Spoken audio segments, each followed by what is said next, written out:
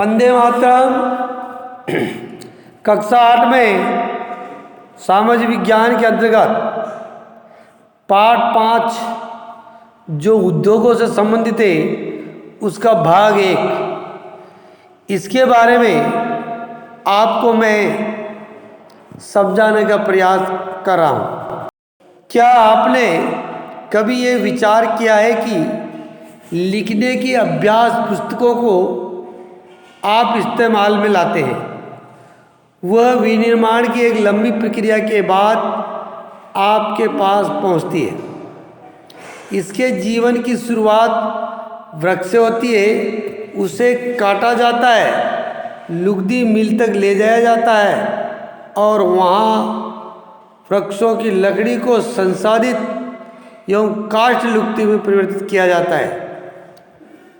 काष्ठ लुगदी को रासायनिक द्रव्य के साथ मिलाया जाता है और अंततः मशीनों के द्वारा कागज के रूप में बदल दी जाता है। ये कागज प्रेस में जाता है जहाँ रसायनों से निर्मित स्याही का इस्तेमाल पृष्ठों पर रेखाएं छापने में किया जाता है। इसके उपरांत पृष्ठों को अभ्यास पुस्तिका के रूप में बांटकर या बांधकर वो पैक करके बिक्री के लिए बाजार में भेज दिया जाता है। अंत में यह आपके हाथों में पहुंचता है। द्वितीय क्रियाकलाप व विनिर्माण में कच्चे माल को लोगों के लिए अधिक मूल्य के उत्पादों के रूप में प्रयुक्त किया जाता है। जैसा कि आपने देखा कि लुगदी कागज के रूप में और कागज अभ्यास पुस्तिका के रूप में विनिर्माण प्रक्रिया के 2 चरणों को प्रदर्शित करती है। उद्योग का संबंध आर्थिक गतिविधि से है, जो कि मनुष्य के उत्पादन, खनिजों के निष्कर्षण अथवा सेवाओं की व्यवस्था से संबंधित है। इस प्रकार लोहा और इस्पात उद्योग वस्तुओं के उत्पादन से संबंधित है। कोयला खनन उद्योग कोयले को धरती से निकालने से संबंधित है तथा पर्यटन सेवा देने से संबंधित उद्योग है। उद्योगों का वर्गीकरण कच्चा माल आकार और स्वामित्व के आधार पर किया जाता है। कच्चे माल के उद्योग के आधार पर उद्योग कृषि आधारित, खनिज आधारित, समुद्र आधारित एवं वन आधारित हो सकते हैं। कृषि आधारित उद्योग कच्चे माल के रूप में वनस्पति और जंतु आधारित उत्पादों का उपयोग करते हैं।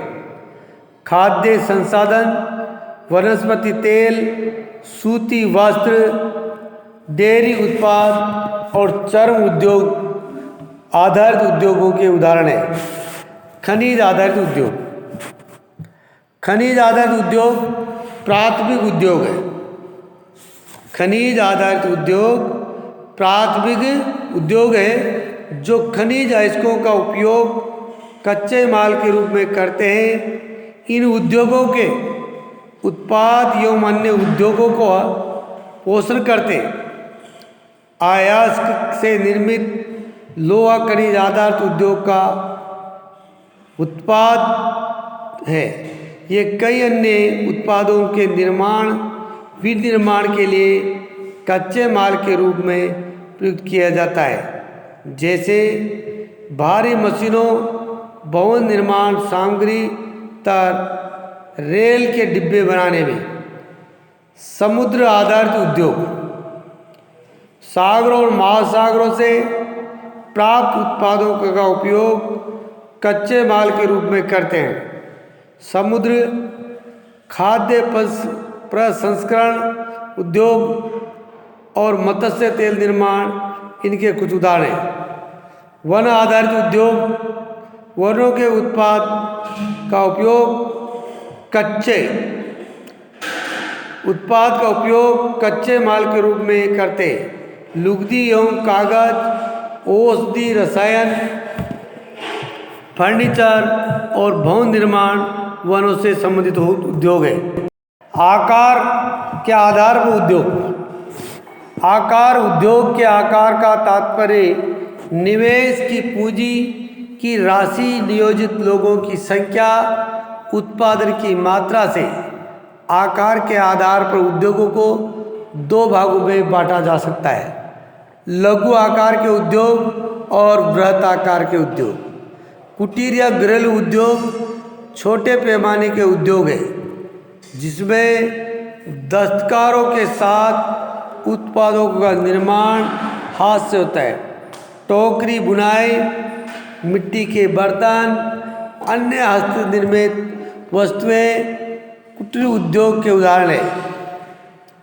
बड़े पैमाने के उद्योग जो बड़ी मात्रा में वस्तुओं का उत्पादन करते हैं, उनकी तुलना में छोटे पैमाने के उद्योग कम पूंजी व प्रौद्योगिकी का उपयोग करते हैं।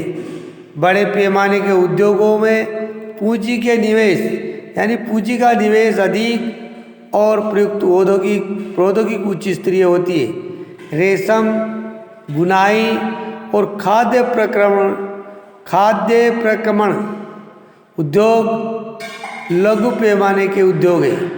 ऑटोमोबाइल्स और भारी मशीनों का उत्पादन भी बड़े पैमाने पर बड़े उद्योगों में होता है।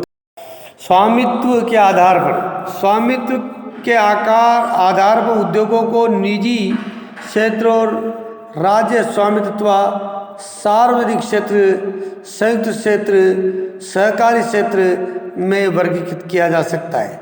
निजी क्षेत्र के उद्योगों का स्वामित्व और संचालन या तो एक व्यक्ति के द्वारा या व्यक्तियों के समूह के द्वारा किया जाता है। सार्वजनिक क्षेत्र में उद्योगों का स्वामित्व और संचालन सरकार द्वारा होता है, जैसे हिंदुस्तान एरोनॉटिक्स लिमिटेड और state authority of India limited.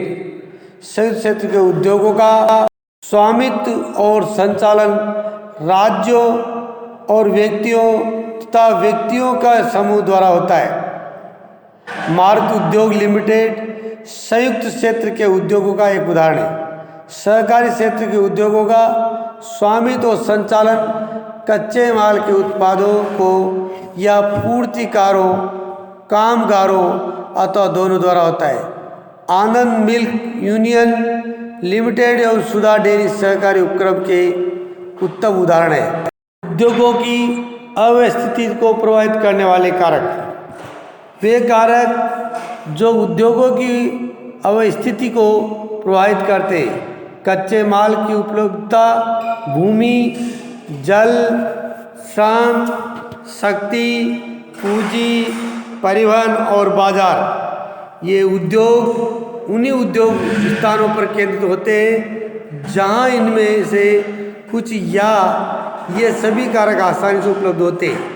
कभी कभी सरकार कम दाम पर विद्युत उपलब्धता, कम परिवहन लागत तथा अन्य अवसंरचना जैसे प्रोत्साहन प्रदान करती है ताकि पिछड़े क्षेत्रों में भी उद्योग स्थापित किए जा सके।